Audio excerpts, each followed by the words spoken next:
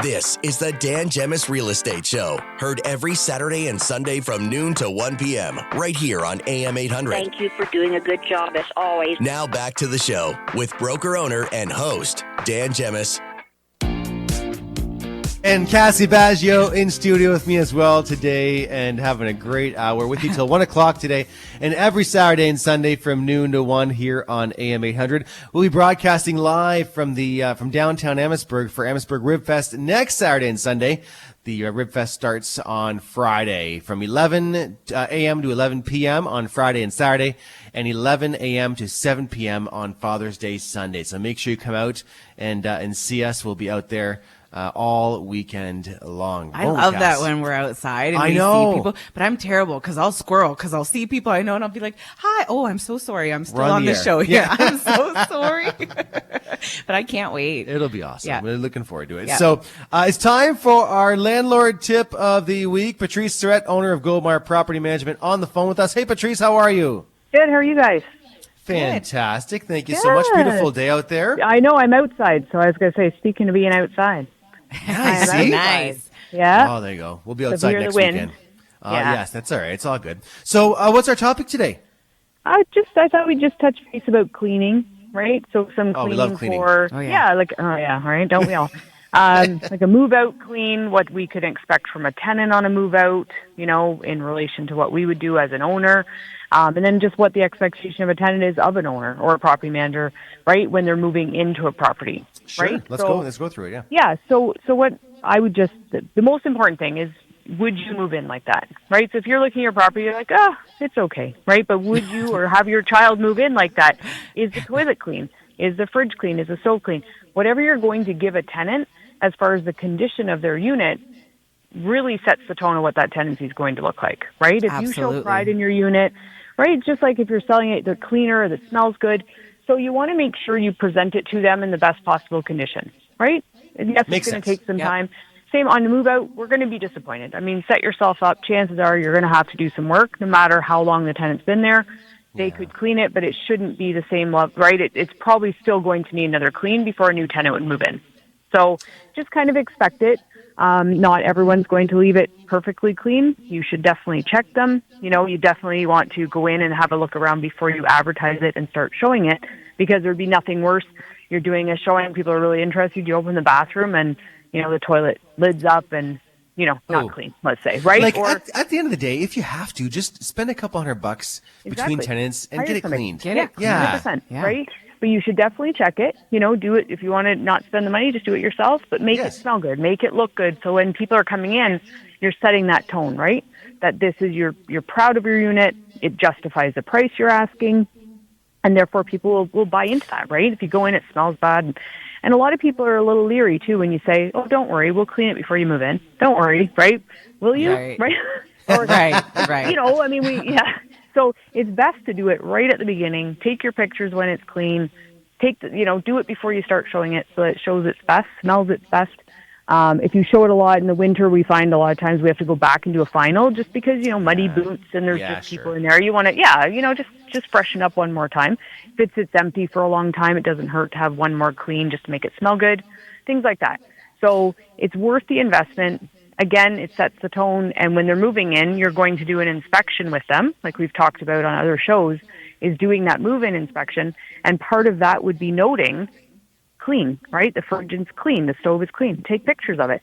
So you've set that beginning of the tenancy, so when they move out, again, and we've talked about chargebacks and things like that, but there is a possibility that you could go after a tenant if it's really, really excessive, right? But at least you've set where the beginning of the tenancy is. And normally any cleaning costs would go along with other damages, unfortunately, right? Dear Lord, so it might be a worthwhile. Yeah, I wouldn't bet on wouldn't go after going after a tenant. That's a lot of work, and it is a lot. But if it's in conjunction with damages and stuff, then it might be worth it, right? Sure. But I still think even if they don't know what you're going to, you want to set it and say, I'm giving this to you clean, and this is how I expect it back. Right? Yeah. And I think that's just a respect for the tenant moving in. They're moving into a nice, clean place, and you would expect the same when they leave, whether that happens or not. But it's still kind of it should be. And the rents are high, and people, they have choices, right? So you want to be the choice they're going to pick when they're looking at all the units available for 1,500, 1,600, right?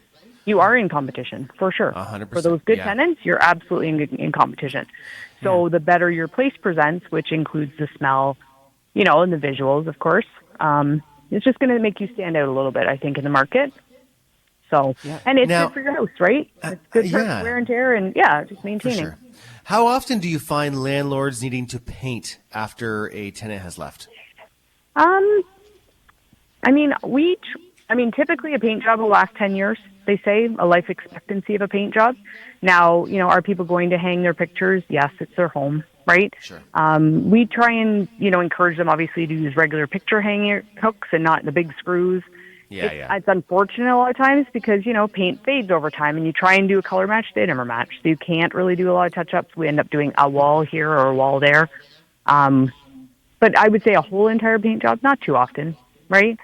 It's usually pretty good for a couple tenants, but it depends, again, on how much rent you're asking, right? If you want to vault your rent from a $1,200 up to $2,000, there's going to be a level of expectation of that tenant. Absolutely. Right? Yeah. So, same as a sale, right? You're price pointing it at what you're giving them. And then you're competing in that market. So if it costs you a couple $100 in paint to paint it and make it fresh, probably worth it, right? If you're going to get that much more rent. If you want to just keep it, kind of at what you were getting before, you could clean the walls a lot of times and you just note on their incoming when you've rented it that those scuff marks were there and there were pre-existing holes. So when they move out, again, you're basing their tenancy on their starting point, not someone else's. Yeah, for sure.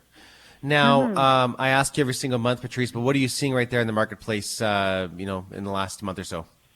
Same. There's lots of inventory out there because it's summer. A lot of people are moving.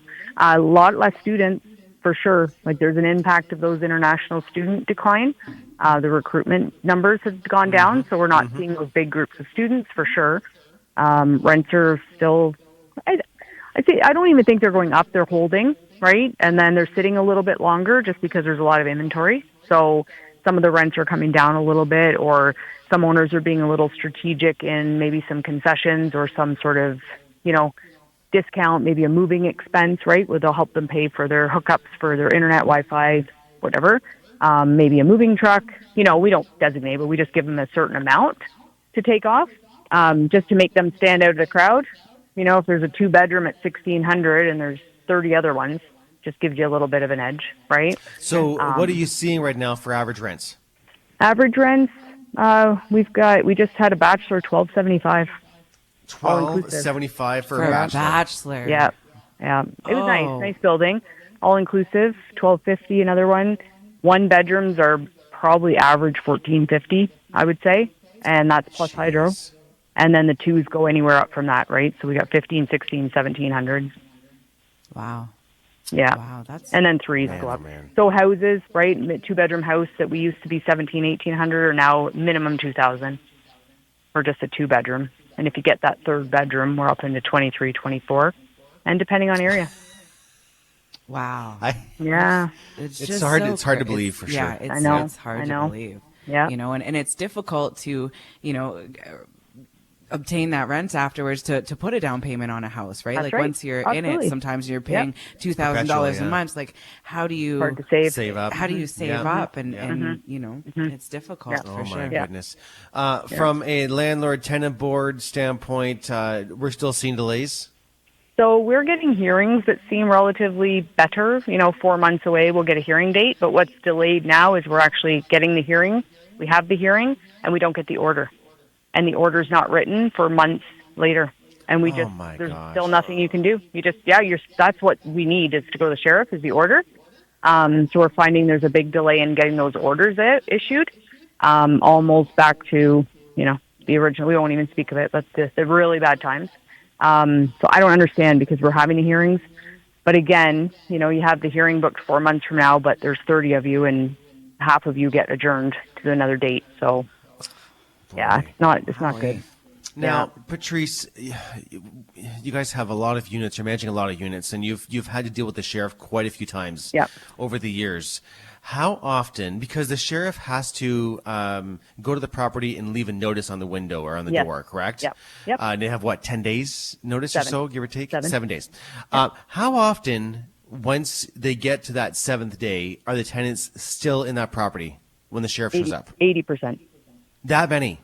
Yeah. Wow. Oh, yeah. They ride it right out to the end. Like, we just did one the other day, and they had to physically be removed and unfortunately arrested because they refused to leave. Wow. Yeah. Will they usually be packed up and ready to go? Back in. No. They'll just they ignore everything. They think it's not going to happen, or they think there's something they can, we did one the other day, and her kids, her dogs, and they hadn't packed a thing. And then after that, they only have 72 hours to come get their stuff, right? So. Oh my gosh. Yeah. I imagine, do they come back and get their stuff usually, or do they just walk away? Some they'll come do one trip or two, but most of the time we end up stuck, and the landlord gets stuck with the disposal. Yep. Right? So now we're cleaning out a unit. Yeah. Oh. Mm-hmm. Sad. That's why you want to just try and set yourself up for the best tenancy you can. Exactly. Whether it's, like you said, like touching up your place, making sure it shows the best. Try and get a professional of some kind in there. Someone, do your so they'll respect it just as much as you do. Yep, because you don't want to end up having the bad ones that you have to get rid of. It's better to put the work in at the beginning. And I always say to owners, like, wait a month. Don't be in such a hurry. Wait for the right one. Right? Wait for the right one. Sometimes people get nervous because they want to fill it right away, but like you'd rather almost take a hit on a month than like 100%. How many months waiting and $1,200 for that. $1,200 vacancy is way better than a $10,000 loss when we have to evict them later. Right. Absolutely. That's right. Yeah. That's right. Yeah. Patrice, if anyone has questions, how do they reach out to the team over at Goldmar? They can call our office, 519-252-5010, or info@goldmar.ca. Fantastic. Thanks as always, Patrice. See you soon. Welcome. Bye. Okay, bye, guys. Bye. It's Patrice Surette, owner of Goldmar Property Management. And pretty crazy, isn't it? Yeah. Oh, my goodness. But I love when she comes on and just kind of gives us a new refresh to the, the tenancy world as well out there too. And, the good ones are still competitive. It's very sad. I've been to a couple of sheriff evictions over the years on behalf of clients and that kind of thing, and it's sad. It's not something you ever want to see. Yeah. People are now, again, they know this is happening. It's not like it's a shock that but like they're she coming. said, it's like some people don't think it will happen. Yeah, like I know. I know. It's too bad. Okay, we're going to take a break. We're going to come back and answer some listener questions. We're also going to give away the gift card for the Richmond Popcorn Company. Ooh. You can call in to win today. The phone number to call, 519-792-2559, 519-792-CKLW. And you want to be caller number, Cass? 5. Call number 5. There you go. Call number 5, and you win the gift card for the Richmond Popcorn Company. Lots more to come right here on the Dan Gemus Real Estate Show.